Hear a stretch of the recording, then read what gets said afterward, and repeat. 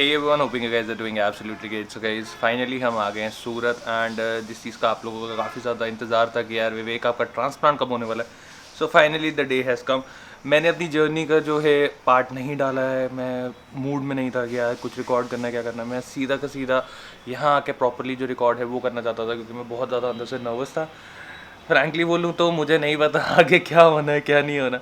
Okay guys, तो finally we are at the clinic and doctor साहब से मेरी काफ़ी बारी फ़ोन पे डिस्कशंस हुई हैं, कंसल्टेशंस हुई हैं, हमने वीडियो कॉल्स पे काफ़ी ज़्यादा बात करी है. आज फाइनली सर से मिलने का मौका मिला एंड सर से जानते हैं कुछ इस बारे में कि क्या क्या चीज़ें हैं, क्योंकि देखो सीधी सीधी बात है, मैं भी इस चीज़ में नया हूँ, मुझे नहीं पता, तो सर तरीके से समझा पाएंगे. Hello, myself Dr. Chintan Bhav sir, MD dermatologist and hair transplant surgeon. So finally Vivek, welcome to Surat and welcome to Hair Free Hair Grow. So basically आप आए हो दिल्ली से यहाँ एक नई टेक्निक जो आप लोगों के लिए नई है, बिग FUE टेक्निक, जो कि हेयर फ्री हेयर ग्रो में एडवांस टेक्निक हम लोग आज की डेट में कर रहे हैं.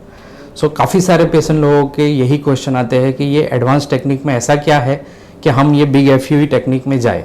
सो विवेक, आपको मैं इनिशियली से मैं बताना चाहूँगा कि ये एक नॉर्मल टेक्निक ही है, ऐसा इसमें कुछ नया नहीं है. बस ये है कि जो चीज़ हम लोग हेयर ट्रांसप्लांट में करते हैं और वो चीज़ के लिए हम जो इंस्ट्रूमेंट यूज़ कर रहे हैं वो आज की डेट में जो हाईएस्ट लेवल के जो टूल्स है वो हम लोग इस चीज़ में यूज़ करते हैं. सो बड़ा इंस्ट्रूमेंट, बड़े टूल्स यूज़ कर रहे हैं. सो हमने इसको एक बिग FUE नाम दे दिया. So B is for bio, I is for implanter and G is for growth factor. So basically अगर आपको हेयर ट्रांसप्लांट के बारे में पता होगा कि हेयर ट्रांसप्लांट में कुछ नहीं है, आपके पीछे से ग्राफ्ट निकालते हैं, एक सॉल्यूशन में स्टोर करते हैं और आगे रेसिपिएंट एरिया में लगाते हैं. तो बिग FUE में क्या करते हैं हम लोग, जो निकालने के लिए जो इंस्ट्रूमेंट है वो सबसे बेस्ट यूज़ करते हैं. जो ग्राफ्ट स्टोर करने के लिए जो मीडिया यूज़ होता है वो आज की डेट में जो हाईएस्ट लेवल का है वो यूज़ करते हैं. और जो ग्राफ्ट लगाने के लिए है वो हम लोग आज की डेट में जो बेस्ट है वो यूज़ करते हैं. सो मैं इसमें डिटेल में ना जाते हुए सिर्फ आपको नाम बताना चाहूँगा. उसकी पूरी डिटेल आपको गूगल, यूट्यूब, हर मीडिया पे ये चीज़ मिल जाएगी और इसमें कुछ भी नया नहीं है. बस ये है, आप ये समझो कि आज की डेट में आप एक सेविंग का एग्जांपल ले लीजिए कि आप सेव करते हो, एक नॉर्मल रेजर है और एक जिलेट मार्क 3 है, तो ये हायर ट्रांसप्लांट का मार्क 3 है, समझ लीजिए. ठीक है.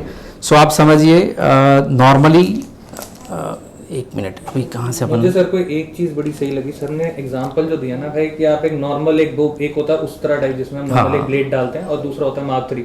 तो ये एक तरीके का मार्क 3 वाला ब्लेड आप समझ लो कि बेस्ट ऑफ द बेस्ट जो है best of the best hair transplant industry. इसी तरीके से ना आपने समझाना है क्योंकि हमारी जो ऑडियंस है आसानी से जो चीज समझ आता है वो चीज सबसे बढ़िया रहती है. तो अभी आप ये समझिए कि जैसे ग्राफ्ट निकल गए हैं तो स्लिट बनाने के लिए क्या इंस्ट्रूमेंट यूज करते हैं, आपको पता है कुछ? नहीं, मेरे को कुछ नहीं पता. हाँ, तो अभी आप ये समझो कि उसको हम लोग तीन अलग अलग इंस्ट्रूमेंट से वहाँ पे स्लिट बना सकते हैं. ओके. एक ये नॉर्मल नीडल है जो कि ऑलमोस्ट हर जगह यूज होती है. एक ये CTC ब्लेड बोलते हैं इसको, एक ये यूज होता है. और एक जो ऑल ओवर वर्ल्ड जिसको बेस्ट बोलते हैं ये सफायर टिप ब्लेड है. ये जो आप ये बोल सकते हो कि स्लिट बनाने के लिए इससे अच्छा इंस्ट्रूमेंट आज की डेट में कहीं नहीं है. तो ये बेस्ट चीज़ है जो कि सफायर टिप है, जो कि हम लोग बिग FUE में यूज़ करते हैं. आपको देखना है तो आप देख तो सकते हैं. ये जो हमारी स्लिट है ये मतलब पूरे प्रोसीजर में एक ही स्लिट यूज होती है या एक पेशेंट के लिए एक ही ब्लेड यूज होता है. पूरा प्रोसीजर हमारा एक ब्लेड से हो जाता है. हाँ, किसी की अगर हार्ड स्किन होती है तो कभी कभी हमें ये 2 ब्लेड भी यूज करने पड़ सकते हैं. सो आप ये समझ लो कि हमने जो पहले आप में करेंगे कि पहले आपका जो प्लानिंग के साथ हम लोग आपका स्लिट बनाएंगे. अब आती है ग्राफ्ट निकालने की बारी है. ग्राफ्ट निकालने के लिए आप ये समझ लो हर क्लिनिक, हर डॉक्टर जो भी बेस्ट पंचेस होंगे वही यूज करेंगे, क्योंकि ग्राफ्ट अच्छे से निकलेंगे तो ही उसको अच्छे से लगा पाएंगे और उसका रिजल्ट उसी हिसाब से आएगा. सो ग्राफ्ट निकालने के लिए जो बेस्ट पंच यूज होते हैं वो हम लोग यूज करते हैं. अब इसके बाद आगे की बारी आती है कि ग्राफ्ट निकाल के उसको स्टोर किस में करें. तो नॉर्मल जो FUE होता है हम उसको रिंगर लैक्टेट करके एक सॉल्यूशन होता है उसमें स्टोर करते हैं, जिसका हम लोग temperature like 7 to 8 degree temperature पे उसको मेंटेन रखते हैं. जो कि नॉर्मल FUE में होता है. तो हम लोग बिग FUE में ऐसा क्या बिग करते हैं, तो बिग FUE में हम लोग जो यूज करते हैं वो यूज करते हैं grow factor. Okay grow factor जो है, जिसमें ग्राफ्ट को रखने से बेसिक बेनिफिट होता है कि ग्राफ्ट जो वो स्टोरेज मीडिया में रहता है तो उसकी सर्वाइबिलिटी बढ़ रहती है, यानी वो ग्राफ्ट मरने के चांसेस कम से कम हो जाता है। क्योंकि आप ये समझो कि अगर आपके ग्राफ्ट कुछ निकाले और वो 3-4-5 घंटे अगर बॉडी से बाहर रहे तो वो डैमेज होने के चांसेस बढ़ जाते हैं। तो हमें वैसा मीडिया यूज करना है जो कि ग्राफ्ट को डैमेज होने से बिल्कुल, डैमेज रेशियो बिल्कुल लोवेस्ट कर दे। अब इस लोवेस्ट करने के लिए भी जो वर्ल्ड में बेस्ट यूज होता है वही चीज यूज करना है, क्योंकि बिग एफयूई है। तो बिग एफयूई में हम लोग यूज करते हैं, एक तो ये ग्रो फैक्टर यूज करते हैं। ये ग्रो फैक्टर जो कि ग्राफ्ट स्टोर करने के लिए यूज किया जाता है, और एक जो सबसे बेस्ट है वो है हाइपोथर्मोसल सॉल्यूशन। ओके सो बेसिकली आप ये हाइपोथर्मोसल सॉल्यूशन और ग्रो फैक्टर के बारे में आपको गूगल पे, यूट्यूब पे बहुत सारी इंफॉर्मेशन मिल जाएगी और आपको समझ में आ जाएगा। आप इसके ग्रो थ्रू जाओगे तो आपको समझ में आएगा कि ये आज की डेट में बेस्ट सॉल्यूशन है ग्राफ्ट को स्टोर करने के लिए। आप इसकी लिंक वीडियो के नीचे मिल जाएगी, मैं विवेक भाई को बता दूंगा, वो आपको लिंक दे देंगे आपको, नीचे मिल जाएगी भाई। ठीक है।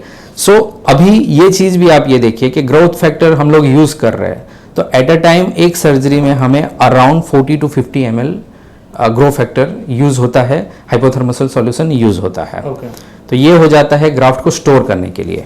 अब बारी आती है ग्राफ्ट को लगाना है, तो ग्राफ्ट लगाने के लिए भी जो टेक्निक यूज होती है, तो पहले जो कन्वेंशनल मेथड यूज होता था फॉर्सेप टेक्निक, वो प्लग सिंगल, कितना होता था कुछ हाँ, ऐसा? ओके तो पहले यूज होता था सिंगल फॉर्सेप, बाद में लोगों ने एडवांस करते गए तो लोगों ने डबल फॉर्सेप टेक्निक से यूज करना स्टार्ट किया, ओके जो कि most of clinic single forceps या डबल फॉर्सेप से करते हैं, जो कि नॉर्मल एफयूई में करते हैं। लेकिन जैसे जैसे एडवांसेस बढ़ते गए, जैसे जैसे लोगों को रिजल्ट ज़्यादा डिलीवर करना है, और हर क्लिनिक या हर डॉक्टर एडवांसेस अपने क्लिनिक में अडेप्ट करते जाता है, तो पहले फॉर्सेप यूज होने लगा। एक और मेथड जो यूज होता है, जो कि DHI में यूज होता है, जो इम्प्लांटर पेन होता है। तो ये एक इम्प्लांटर पेन है जो कि काफ़ी सारे क्लिनिक में यूज होता है। कुछ कुछ क्लिनिक में सावा नीडल होती है, ये सावा नीडल है, तो सावा नीडल भी एक इम्प्लांटेशन के लिए इंस्ट्रूमेंट यूज होता तो है। मतलब हम इसमें पकड़ते कैसे हैं और डालते कैसे? इसमें ग्राफ्ट हम लोग यहाँ से निकालेंगे, उसके आपको वीडियो में, आपको एक कुछ छोटा वीडियो में दे दूंगा, जो कि आप अपने वीडियो में आप चला सकते हो कि लोगों को आइडिया आएगा। ओके और हम लोग जो इसमें यूज करते हैं, टर्की का एक एस्मेड क्लिनिक करके है, डॉक्टर कोरी करके है, उनका एक पेटेंटेड इंस्ट्रूमेंट है, बहुत छोटा सा है, लेकिन ये एक ऐसा टूल है जिसपे मैं ये बोल सकता हूँ कि ग्राफ्ट का डैमेज होने का रेशियो ऑलमोस्ट नील हो जाता है। ऑलमोस्ट बोले तो बिल्कुल नील। अगर ये प्रोफेशनली यूज करते हैं, ट्रेन टेक्नीशियन इसको यूज करते हैं, तो ग्राफ्ट डैमेज रेशियो इसमें बिल्कुल नील हो जाता है।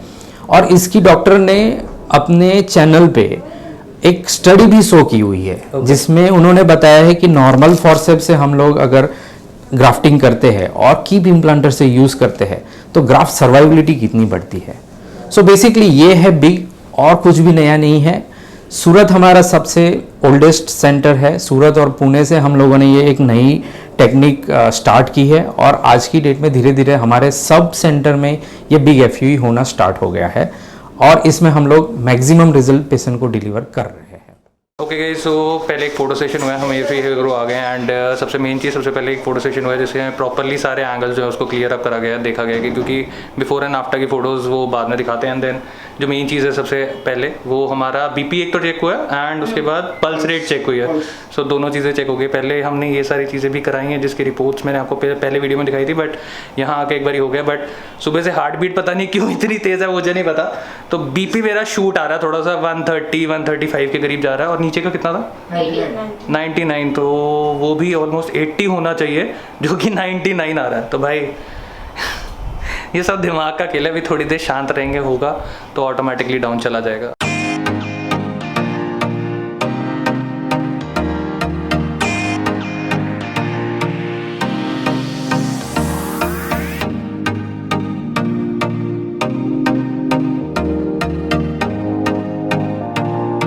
सो अभी हमारे को एक टेस्टर दिया गया है जिसमें जो हमारा लोकल एनेस्थीसिया लगेगा, वो टेस्ट करने के लिए कि कोई रिएक्शन वगैरह तो नहीं आता, तो रेडनेस वगैरह अगर यहाँ पे आती है तो फिर क्या करेंगे, बता नहीं। फिर उसके बाद छोड़ देंगे कि ट्रांसप्लांट कैंसिल।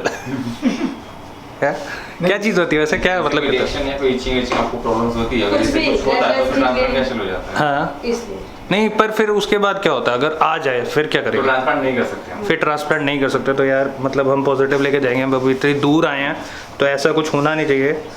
सो देखते हैं क्या आता है इसका।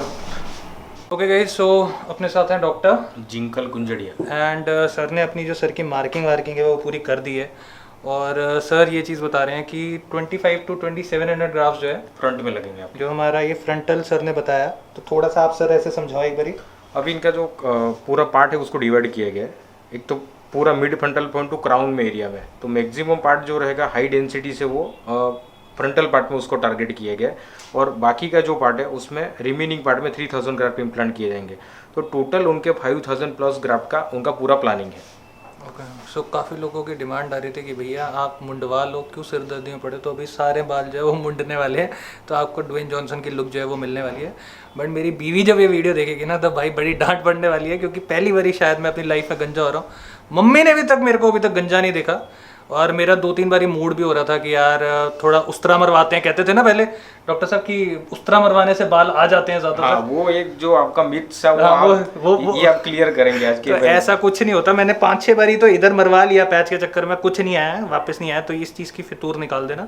बाकी अब गंजे होके देखते हैं कि कैसी लुक आती है, एंड देन फिर मिलते हैं आपसे। ओके गाइस, सो फाइनली अपना जो टकलापन है वो पूरा का पूरा हो चुका है। एंड काफ़ी लोगों की डिमांड आ रही थी कि भैया यार आप ड्वेन जॉनसन या कौन है वो दूसरा फास्ट एंड द फ्यूरियस 9 में जो था, जॉनसन स्टेथम, नहीं जेसन स्टेथम। हाँ, तो उन भाई साहब की तरह करा लो। भाई देखो कितनी बड़े सेलिब्रिटी हैं, वो भी गंजे होके घूमते हैं। तो भाई तुम्हारा भाई गंजा होके ऐसा लुक आ रही है। बाकी मैं अगर सही मायने में बोलूँ तो मुझे भी सही में बुरा नहीं लग रहा, अच्छा ही लग रहा है। तो आप लोगों को कैसा लग रहा है नीचे कमेंट सेक्शन में बताना। एंड अब ऑलमोस्ट 5 से 6 घंटे का प्रोसीजर रहेगा।